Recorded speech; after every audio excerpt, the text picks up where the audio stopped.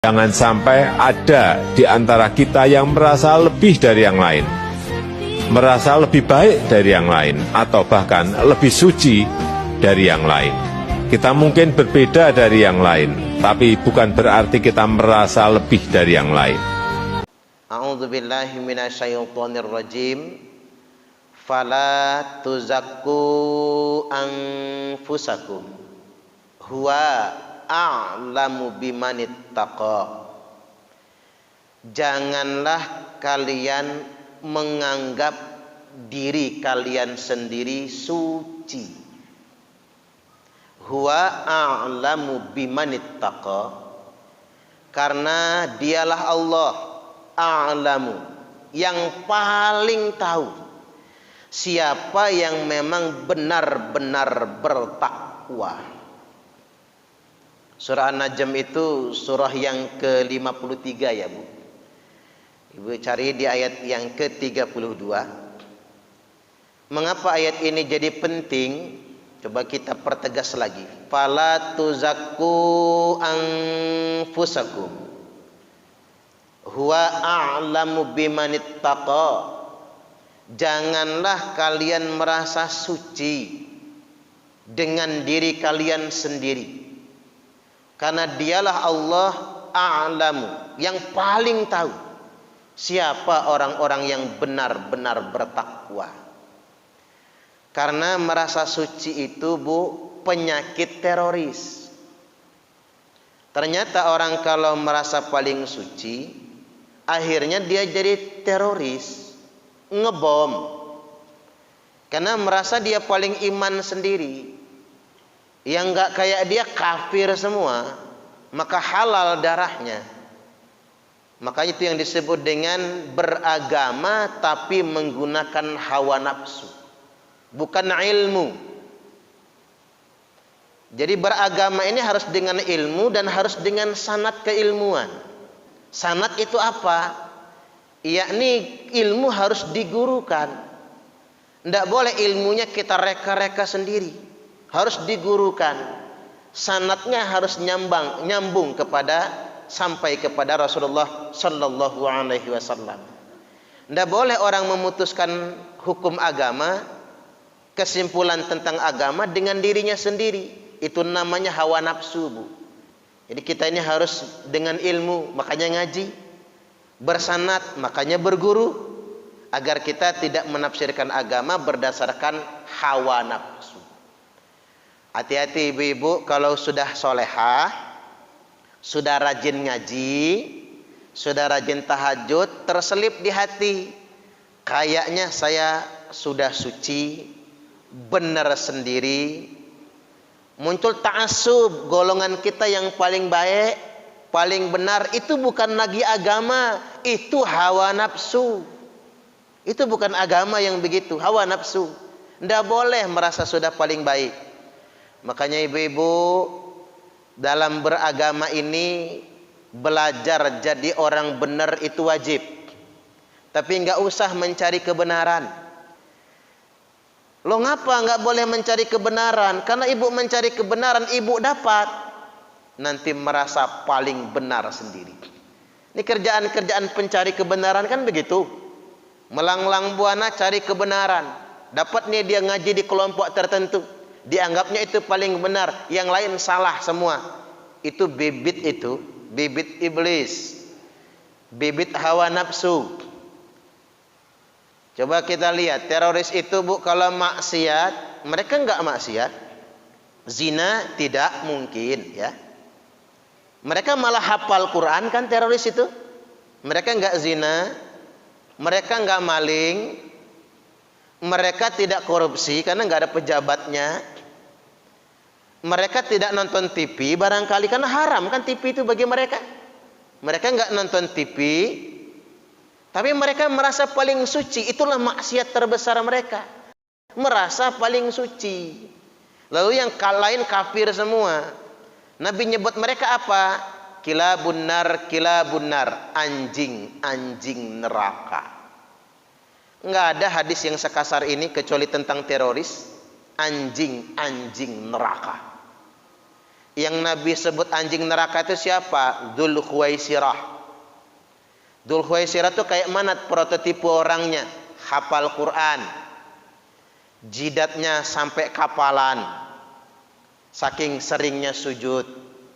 Tapi kalau ada yang jidatnya kapalan jangan dituduh teroris ya Bu. Bukan itu maksud saya. Saking rajinnya sujud. Muqallitut thiyab. Ini hadis sahih loh. Muqallitut thiyab. Pakaiannya ngegulung, ngegantung setengah betis. Bahasa orang apa? Cingkrang. Tahajudnya rajin. Tapi ingat kalau ngelihat yang cingkrang juga jangan dituduh. Bukan itu maksud saya. Hafal Quran bukan hafal Qurannya yang salah. Rajin tahajud bukan tahajudnya yang salah. Bukan janggutnya yang salah. Bukan bajunya yang salah. Tapi keyakinannya yang salah. Mereka merasa paling suci. Akibatnya mereka membunuh sahabat Nabi sendiri. Yang dibunuh siapa? Imam Ali karamallahu wajhah. Dibunuhnya nggak tanggung-tanggung Bu, bulan Ramadan. Ditikam oleh orang Khawarij itu. Jadi jangan heran sekarang kalau teroris itu ngebom. Dulu sahabat Nabi Bu yang dibunuh. Nabi aja mereka kritik. Apa kata teroris Khawarij zaman Nabi Dzul Khuwaisirah? Ya Rasulullah, berbuat adillah. Nabi diomongin gak adil Bu, dikritik gak adil. Makanya ada politisi ngomong teroris itu bukan karena pemahaman, tapi karena ketidakadilan. Salah. Kalau karena ketidakadilan yang dibom itu koruptor, setuju gak kira-kira? Lo ngapa yang dibom itu rumah ibadah agama orang? Apa sangkut pautnya sama kita? Dia kan memperburuk citra Islam. Terorisme muncul bukan karena ketidakadilan. Yang namanya ketidakadilan Bu, sejak zaman biyen, zaman kerajaan, zaman dulu pasti ada ketidakadilan. Betul nggak kira-kira? Udah silih berganti, tapi teroris muncul karena satu pemahaman, merasa paling suci. Merasa paling benar sendiri. Maka kata Nabi, kila bunar, kila bunar, kila bunar. Mereka itu anjing-anjing neraka. Padahal mereka sholat. Padahal mereka puasa. Tapi karena merasa paling benar sendiri. Makanya saya di mana-mana Bu, di majelis saya mengajarkan, kita nggak boleh merasa paling benar. Nggak boleh. Lebih baik kita merasa banyak dosa daripada merasa soleh, merasa paling benar, merasa paling suci. Makanya kalau ibu-ibu diajak ngaji ke kelompok, ngajinya sembunyi-sembunyi, nyumput-nyumput, yang benar dia sendiri, yang lain salah semua, berhenti ngaji di situ. Selip dikit jadi teroris, bener aja. Iyalah kalau ibu-ibu nggak mungkin terpengaruh, sudah tua-tua.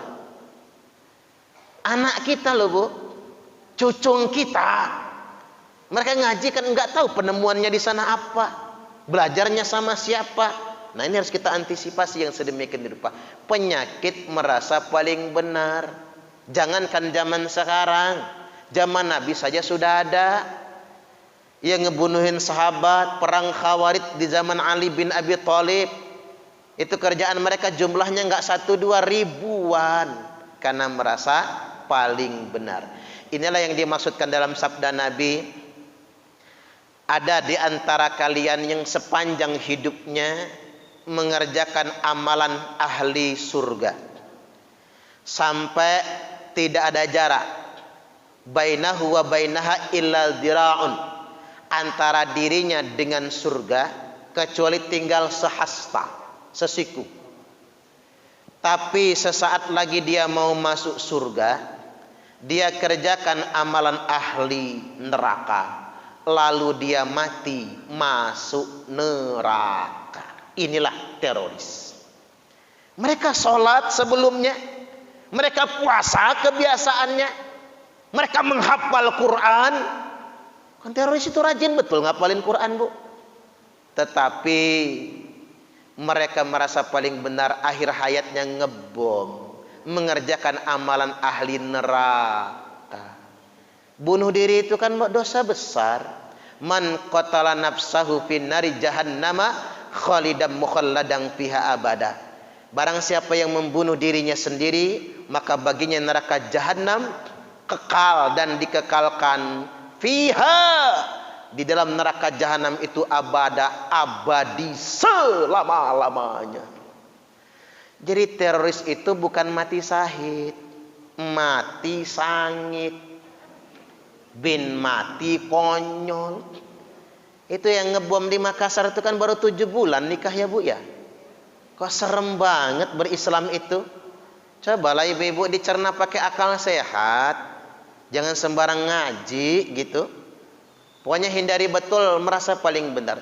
Kita ini begini kalau prinsip dari ajaran Nabi Bu. Al-kufu amman qala la ilaha illallah.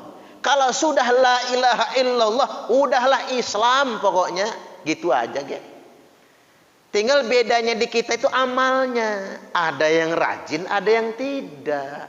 Ada yang pol banget, rajin. Ada yang agak rajin. Ada yang sekedar sering. Ada yang sedang-sedang. Ada yang malas-malasan. Ya apa ya kira-kira? Bedanya cuman itu saja kok manusia itu. Cuman kita berharap mudah-mudahan kita matinya husnul khotimah semua. Allahumma amin, amin ya rabbal alamin. Inilah rahasianya mengapa kita ini semuanya istighfar. Habis sholat istighfar. Apa-apa istighfar. Nabi minta ampun. Kan aneh Bu. Nabi itu sudah dijamin masuk surga, tapi masih istighfar Nabi kan. Astaghfirullahaladzim. Ya Allah, ampunilah dosaku. Aku minta ampun kepada Allah, Rabb yang Maha Agung. Nabi saja dijamin masuk surga tapi masih istighfar. Bahkan kata Nabi 100 kali paling sedikit dalam satu hari. Lu ngapa? Karena Nabi mengajarkan kepada kita tidak boleh merasa suci. Lebih baik merasa banyak dosa. Itu maksudnya. Makanya Bu, yang Allah senangi nanti waktu Lailatul Qadar bukan tasbihnya hamba Allah yang soleh, tapi nanti waktu Lailatul Qadar yang paling Allah senangi adalah istighfar hamba-hamba yang berdosa. Makanya sekali-kali kepleset bikin dosa enggak apa-apa Bu, karena kita manusia, biar kita enggak merasa paling suci. Setuju enggak kira-kira? Ya kalau enggak bikin dosa lagi bukan manusia dong kita. Innal insana mahalul khata' wan nisyan. Sesungguhnya manusia itu tempatnya salah dan dosa. Disitulah dia salah, disitulah dia lupa. Karena kita manusia, ada khotonya, ada nisyannya, ada salahnya, ada lupanya. Kalau nggak salah lagi, nggak lupa lagi, kita bukan manusia. Nah, namun tadi bagi yang sudah kebanyakan dosa, jangan putus asa, tetap bertobat saja. Allah Subhanahu wa taala berfirman, a'udzubillahi minasyaitonir rajim. Qul ya ibadiyalladzina asrafu ala anfusihim la taqnatu mir rahmatillah. Katakan Muhammad, ya ibadiyalladzina asrafu ala anfusihim, kepada hamba-hambaku yang telah melampaui batas akan diri mereka sendiri. La taqnatu mir rahmatillah. Jangan pernah merasa putus asa dari rahmat Allah. Innallaha yaghfirudz dzunuba jami'a. Sesungguhnya Allah akan mengampuni dosa semuanya. Jadi Allah itu Bu malah senang kalau hambanya ini nangis merasa banyak dosa. Nangis, ya Allah banyak betul dosa saya, banyak betul maksiat saya. Allah katakan, semua hambaku yang sudah melampaui batas, jangan putus asa dari rahmat Allah. Tapi Allah itu Bu sebel banget sama yang merasa suci. Hebat dah gua, parman gitu loh. Allah sebel banget Bu kalau kita merasa lebih, merasa hebat, merasa suci. Ujung-ujungnya kita tersesat oleh keyakinan kita sendiri. Itu namanya tersesat di jalan yang benar. Jadi ayam mati di lumbung padi, kan geblek tuh namanya. Itulah teroris, Bu. Tersesat di jalan yang benar. Udah benar imannya, tapi sesat gara-gara hawa nafsunya, merasa paling suci sendiri.